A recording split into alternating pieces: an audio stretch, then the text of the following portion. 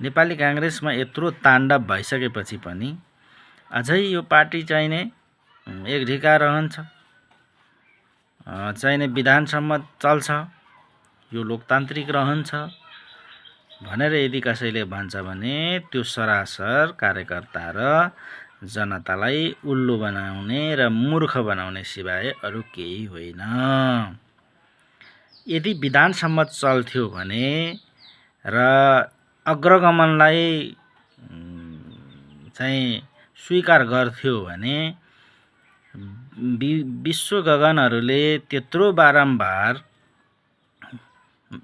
कि नियमित महाधिवेशन गर कि नभए विशेष महाधिवेशन हामी गर्छौँ, जसरी पनि विशेष महाधिवेशन बोलाऊ, तपाईहरु नै बोलाउनुस्, केन्द्रीय समितिले नै बोलाउनुस्, यदि होइन भने हामी विधानसम्मत तरिकाले जसरी पनि बोलाउँछौँ भनेर त्यत्रो चाहिने गर्दा समेत बहुमतको आडमा दम्बमा देउबाका हलियै ग्याङहरूले जो केन्द्रीय समितिमा बहुमतको चाहिने आडमा बाइपास गरेको होइन, अनि अझ अहिले आएर विशेष महाधिवेशन विधानसम्मत होइन यो चाहिने भनेर अझै तिमीहरू यत्रो लागिरहेका छौ र अझ पनि पार्टी एकडिका हुन्छ भनेर तिमीहरूले यदि कसैलाई भनिरहेका छौ, तर यदि कसैले त्यो मान्छ पत्याउँछ भने त्यो उल्लु हो, जो अब सम्भव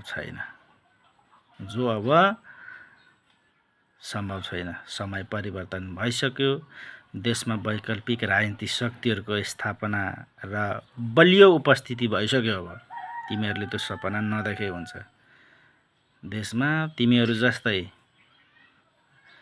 राजनीतिक शक्ति जो बलियो उपस्थिति लिएर जनता सामु गइसकेको छ।